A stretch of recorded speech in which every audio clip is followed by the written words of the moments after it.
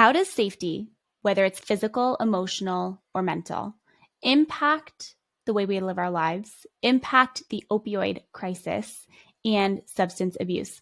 And to take that a step further, how does it impact the way in which we communicate, the way in which we show up in our lives every single day, and the way in which we relate to the people that are around us and process and deal with the trauma and the fear and the challenges that are within us, the turmoil that is within us? That's what we're talking about today on Happiness Happens with my guest, Manny. Manny began his career working as an operations consultant within several emergency rooms across the United States. During his time as an ops consultant, Manny acquired extensive experience in EHR system implementation, operations management, managerial finance, and continuous quality improvement. He's now the CEO at Ripple Ranch, where he focuses on developing inpatient and outpatient care as it relates to opioid crisis and substance abuse. We're going to talk a lot today about the impact that safety, that word I was talking about earlier, plays in our overall health, mind, body, and soul. And we also talk about the ways in which we can start to take the stories that potentially our parents or past generations have passed on to us and how that impacts the way in which we see the world today. So without further ado, let's get into this conversation with Manny. Manny, welcome to Happiness Happens. I'm so excited to have you here today. Thank you. Thank you. Pleasure to be with you. I know we're going to have such a good conversation today. And I'm going to start off our conversation the same way that I start off every conversation on the podcast. And I'm going to ask you, what does happiness mean to you? It's a really good question. So I think when it's hard to answer, right? You could look at the personal things in your life. Like I'm a father and I have a lovely 6-year-old, and seeing him be able to experience the world and just teaching him about what life is about and growing up, that's really what I define as my happiness, to, really be a good guide for him and support and father for him. That really makes me happy. And to see him just overcome things in life and see things that maybe I had challenges with, and see him just overcome at a young age already is really what, defines happiness for me. Yeah. I love that. And could you believe that we're in the 220s of this podcast, okay, episode wise. Can you believe that nobody has ever given that answer before? I can't believe that, because I don't know. I don't know. Yeah, that's crazy. Yeah. I mean, he makes me happy, man, because he's the future of our community, our world. And if you can kind of teach him things that you would have done differently and help him mature into a better, neighbor, friend, that's a good thing. Yeah. Mm-hmm. I love that. I think that's super important. And I think, there's 1,005 directions we could go in just from that. But today we are here to understand the work that you do, why you do it, and how it's shifting the challenges, I would say, or the crisis that's happening right now. And so we were talking before this, and you were sharing with me that, the I want to say organization, company that you are with is one that you had bought, that you had invested in. Ripple Ranch is what it's called. But I want to know why and what was the calling for you to invest in a company like this? Like, why? Yeah, I'll try not to be too boring, but it really started from, I think where I was before, it was more working with like a family office, and we were focused on acquiring facilities and consolidating and making them as large as possible, and it was just really an interesting game to just try to maximize revenue and really just expand on a business side, but. What I went to school for my master's was, in health administration, and it was through a public health school at George Washington University. And really one thing that we were taught, as obviously business operators, but also we had the importance of, population health, public health instilled into the discipline. And so I didn't feel that I was really giving back to the community as much as I could, because we were in different communities across the nation, but we weren't really intentional about one specific community, really understanding and investing in it. And that's what's the challenge for these larger companies. And so when I saw the opportunity, I love San Antonio, I love Central Texas, and I really wanted to look at, what were some of the problems that were happening in our community to our neighbors, and how can we find a solution for it? And we found that there's a significant amount of mental health need for services, as well as for substance use related issues. So we identified that there was a need in our local community, and we wanted to find ways to, really be intentional about it, and find ways to also bring people to the table that maybe don't traditionally engage in inpatient or outpatient care. So we were able to develop, a team, acquire the facility, and do an extensive expansion, which allowed for increased access to care, and also allowed for us to better expand on like a very affordable option within our local community that's, providing solutions for our neighbors. I love that. And when people come to you, are they typically staying for an extended period of time? Is that the intention? Yeah, I mean, it depends. So we like to say that we meet people where they're truly at. There's some individuals that will go through the full inpatient experience, then step down to outpatient, and then continue with general outpatient or MAT support. But then there's others that, really just had a tough break, and maybe they're dealing with some mental crises and they need just a refresh. And so we have a curriculum for that too. So we can really take anyone at any position in their life or whatever struggle they're going through and kind of plug them into the services that they truly need at that time. I love that. I love that. I really like the meeting where they're at, because I think when you think of traditional, inpatient versus outpatient care, like it can feel very clinical. It can feel very scary. It can feel very overwhelming. And what I like is that it feels like you're making it more light and hopeful and maybe not so heavy. But that said, can you help us understand the current opioid crisis and why it's happening? Because I think unless you're directly in this work, you really have no idea. Or unless you know someone who's struggling and suffering, you have no idea. We all live in our little bubbles, right? Yeah. I mean, that's a really challenging question and to answer. And I think it's because there's so many individual factors that lead someone to, being introduced to substance use or having an issue. And what we believe is that it all is rooted from an underlying mental health issue. And that could be they're struggling with anxiety, they're struggling with depression, they're struggling with PTSD or trauma. And those are kind of the catalyst to someone utilizing or moving to finding a very poor coping mechanism, which is utilizing substances. And so, if we want to have a simple answer to it, I think we really have grown as a community, especially going through the pandemic, where people are a lot more isolated. We're not connecting as much, and we're not realizing sometimes the resources that are available to us, because maybe we're in that crisis event and we're not really thinking about what we can do.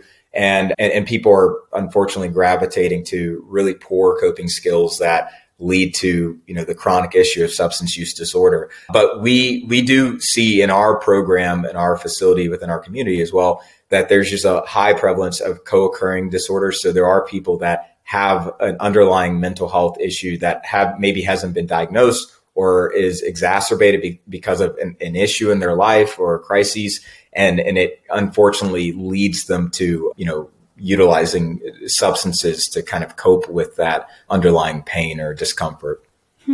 Would you say that under all of that, if you peel back all of the layers, right, the mental health challenges, the loneliness, the isolation and all that, would you say that sometimes this type of, crisis, an opioid crisis, do you think that could derive from the lack or the need for safety, and maybe that as a need that's unmet? Yeah, I mean, I think there's a lot that has to do with, like, when you have the safety, and safety can be different things, right? I spoke to you about my son, 6-year-old, and he's at a point where safety is extremely important to him. And if he feels safe, then he's the best little guy. But if he doesn't feel safe, then, certainly he's going to recluse and not feel as comfortable, and obviously go to me or his mother as a support system to help him kind of navigate through that. But if you look at that characteristic as a child and you look at adults that could be in very similar situations where they're in a foreign place, or they don't feel that they have the community and the support network that allows them to feel comfortable, then that can certainly develop a lot of negative, outcomes, in regards to how you manage that, or maybe the people that you surround yourself with, or, or maybe getting into just very poor situations, and also just not taking care of yourself individually. And so, yeah, safety is a big factor. And then there's obviously some external factors that happen. There's domestic issues that can put people in crises, and it can exacerbate mental health issues or substance use issues. So, yeah, I think, to your point, I think safety is a big part of what people sometimes are lacking, to be able to navigate through their day to day. What's interesting about that too, because I think about this kind of stuff a lot, and I wonder if people felt safe on a, mental, physical, and emotional level, how different their life would be. You know what I mean? Because again, that theme of, you said the external factors, like, domestic, violence and like that kind of stuff, emotional abuse, physical abuse, like all of that, they all derive from our need to feel safe.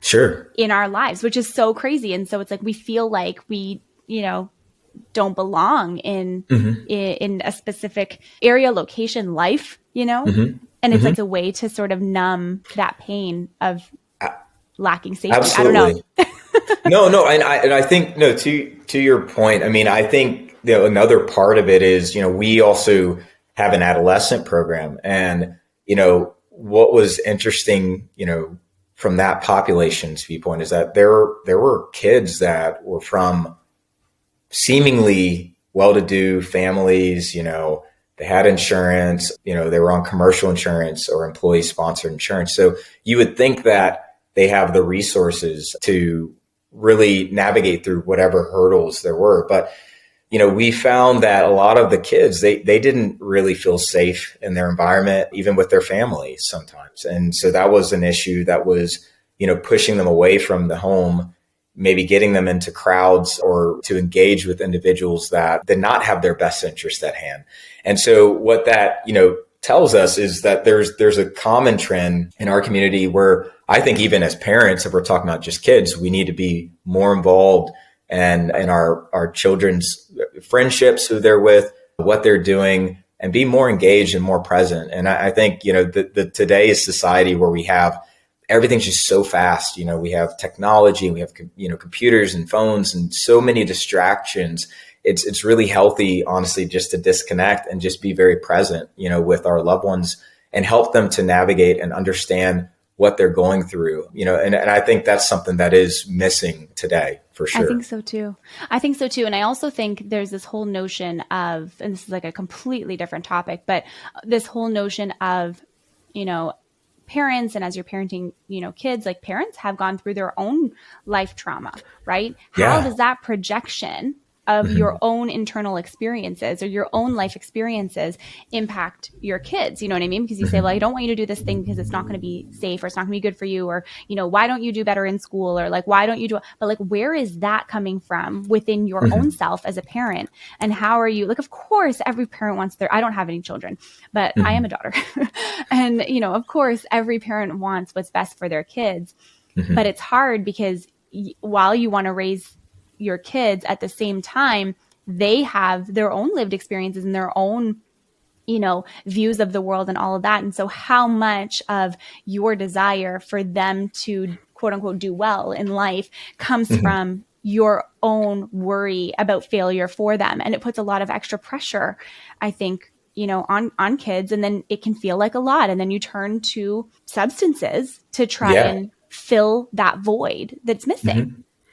Yeah. Or you just, everything you said is funny. You say you don't have kids because it's spot on. Like as a father, like I certainly resonate with everything you said, because you really have to find a balance between being their protector and making sure that their environment is just sterile of any kind of issues, but then understanding that they have to learn where their place is in the world, and they have to learn where their place is in developing relationships that are healthy, and also learn how to identify what's good and what's bad in life in general, in regards to relationships, and also just activities or whatever it may be. And so, yeah, there is a lot of pressure on parents, and I feel for them. And also you can sort of understand what we've seen is that we'll have like a child that, an adolescent that needs care, needs mental health support, or has a substance use issue.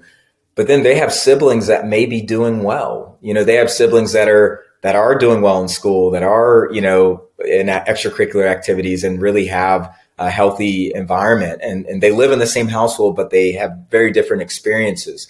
And so, looking at a parent's perspective, how do you make, an emphasis to help the child that needs the support, but also ensure that you're not taking away from the child that maybe is otherwise seemingly on a good path. That's a really hard debacle. And then you have some personal questions about, well, what did I do different with this? And I think just understanding the power or the impact of external factors on what occurs in someone's journey is so important, especially for adolescents, because they, who they associate with, who their friends are, what things they get into can truly, shape a child into someone that may go down the wrong path, or someone that, is prosperous and has a really good, healthy relationship dynamic with people they meet. Exactly. And I know it can feel, especially for a parent that's listening to this right now, like it might feel overwhelming, and you're like, I don't even know. Because of course, everyone is just doing the best that they can with what they have. Right. Mm-hmm. And I think it comes down to this fundamental idea of understanding your story, mm-hmm. and like how that's playing into like the narrative of what's going on in your life, but then also the way in which you communicate to your kids. You know what I mean? Mm-hmm. Or on the flip side, if you are an adult listening to this episode who's maybe struggles with substance abuse, what are the ways in which you were raised, things that mm-hmm. you were missing? What are those holes? Because sometimes it can just feel way too painful to even go, deeper and to understand those things. But I feel like understanding yourself from the inside out is the way mm-hmm. through. Mm-hmm.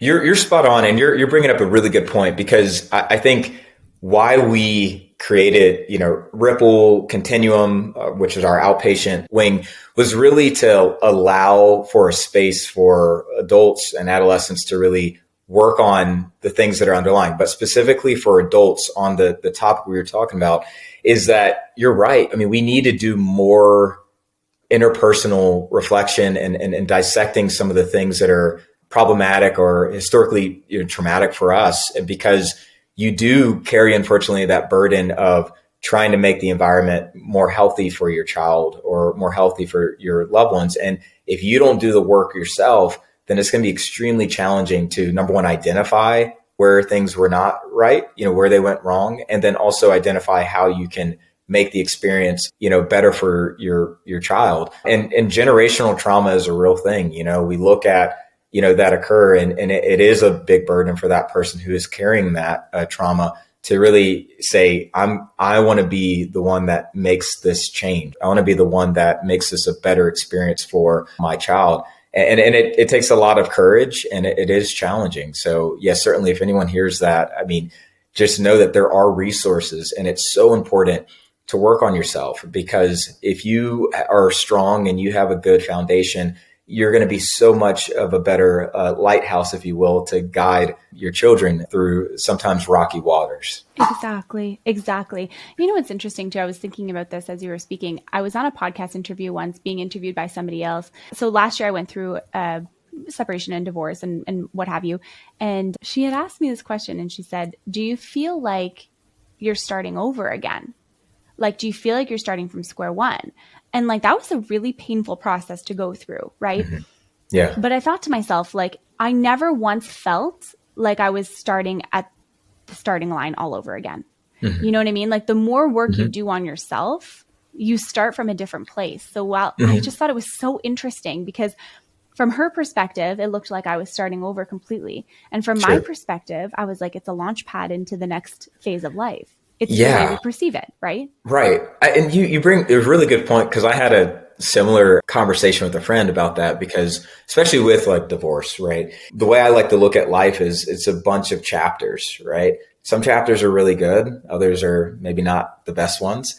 but they're all part of your journey, and they're all part of what makes you who you are. It builds your character. It builds perspectives. It's great a learning experience. And I think that's something that is healthy to identify, even when things don't work out, to really reflect, understand where you can grow from that. And ultimately look at that as like, well, this is the start of a new chapter. And I've had these experience, and you're not running away from it, if you will. You're learning from it, and you're using that learning experience to make yourself stronger and a better person. And I think that's so important. Yeah, exactly. And you know what's interesting too? I will say, I will share this. I don't share. Well, I mean, sometimes I share personal things on here often. I was like, oh, do I? But you know, when I was going through that whole process, the easiest thing for me to do was to find different coping mechanisms. So I was drinking a lot. I was smoking cigarettes. I'm like, I don't even do that. You know what I mean? Like, it was the whole thing.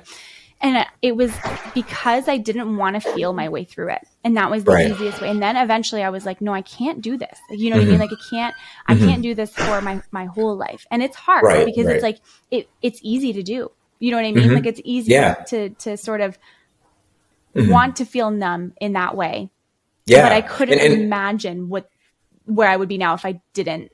If you didn't, if you don't, exactly. And that's really the important point, because we have to look at life. I like to say there's like a comment that I heard about life is similar to like a heart monitor. So you kind of, it goes up, goes down, goes up, it goes down. You honestly don't ever want it to flatline, because then that means you're probably not living, right? You know? Right.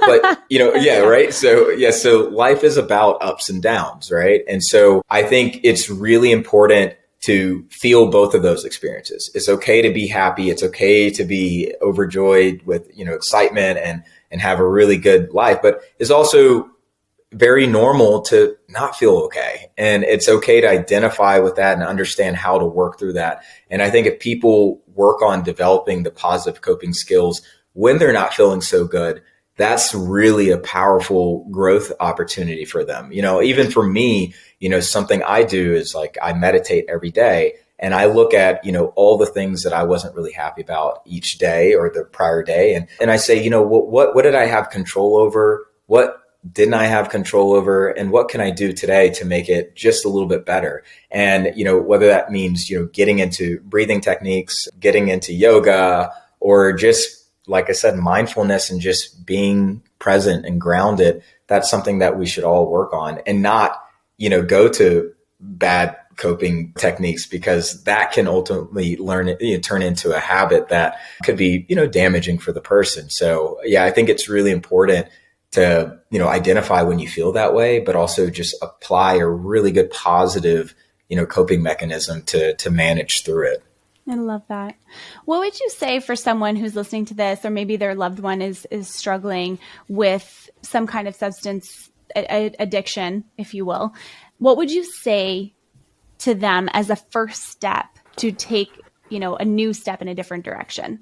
Yeah, I think the most important thing, if your loved one is experiencing, you know, a substance use related issue, is just to understand that, like, life is challenging. It's even more challenging today, you know, since the pandemic and just getting back into the rhythm of things. But it's really important to be very present with them and to let them know that you're there and you want to support them, you know, because I think a lot of people go into the darkest depths of substance use when they feel very isolated and they don't feel like they have support, or they don't feel like there's a way out. So I think if the family can be supportive and letting them know that, you know, they don't believe this is what identifies them. Instead, this is something they're going through, and that they're going to have support through that. That's a really good first step. And then also just understanding there's a lot of resources that are out there, which can be hard to navigate in itself. You know, one thing that I always try to tell people is, like, if there's a financial barrier, you know, check into SAMHSA.com, and that has basically a search that you can look in your community based off of zip codes and find resources that are there that will work with you. And so there's many resources there. We need to do better in our respective communities, but there's a lot of resources. And I think that if you can be that guide for your loved one that's struggling with that, that's the most powerful thing you can do, because you may not be the person that can provide the clinical services or the medical services they need, but you can be that navigator to allow them to get the resources that can really impact their life positively. Mm-hmm. I love that. And what I heard there too, without you actually saying it, is making sure that you are supporting your loved one without passing judgment upon them. Correct. Right? Correct. Spot on. Because I think that's what we fear. We fear rejection. We fear letting someone down. Those are all natural feelings that we have as humans. And so if you can be a very, open person to them and letting them know that, hey, I got you, hey, I want you to be successful. I want you to get past this. That's a really good first step and can really make or break, the entire experience, because we see a lot of families that don't have that communication pathway in place. And so then it becomes a secret and it turns into a worse issue. And then it doesn't really expose itself until something severe happens, like a DUI or a DWI. Exactly. And we don't want that. We literally have our resources here, which is the great thing, to catch people not when they fall, but catch them when they're not feeling okay. We want them to utilize our resources, not in the acute stage. We want them to utilize it when they know that something's not right and they need some help, because that's what we're here for. And honestly, we can help the most when people have identified and voluntarily say, I need help, because we're here for that. And so I think it's important for families to help their loved ones get to that point as soon as possible, so that they don't have these expensive hospitalizations and higher utilization of services and resources, and or potentially harmful episodes of maybe overdosing or anything like that. We want to make sure that we catch them when they're not feeling well, and we can help and rehabilitate them to a place where they're, healthy for their community and their family. I love that. Amazing. Manny, is there anything else that you would add before we close? Anything else that you feel is important to share or ways to connect with you? Yeah, no, I think that we're here for Texas. We have a lot of resources here, but we also work with a lot of partners in other states. But yeah, I think it's so important, like I said earlier, to know that there's always a way out of any situation that you're in. And if you're struggling, or if you know someone that's struggling, just pick up the phone and just reach out, because, I know, like, our company, we never say no, in the sense that we always want to find a resource for someone that's appropriate for them. And the good thing about this community is any center that you would call, any treatment inpatient center that deals with mental health or substance use, at least the ones that we know that are partners with us, they will never say no as well. They'll always fight to find the resources that are, ideal for your specific needs. And so I think it's important in this community more than ever to know that you're not alone, that there's resources and there's people that really want you to win. So that's what I would say. I love that. Amazing. Man, I'm going to ask you my last question. Sure. It's a question I've been asking on my podcast for, oh my God, years and years. And it's, what's one way my listener can create a little more happiness in their day, every day, starting today? Yeah. So I think what I do, like I said, this is a personal thing, and it's really helped me to get through a lot of the struggles that I've had in my life. And it's really every day, just set aside 5 to 10 minutes to just reflect on the person that you want to be, reflect on the person that you weren't really happy about, and just understand and be honest with yourself.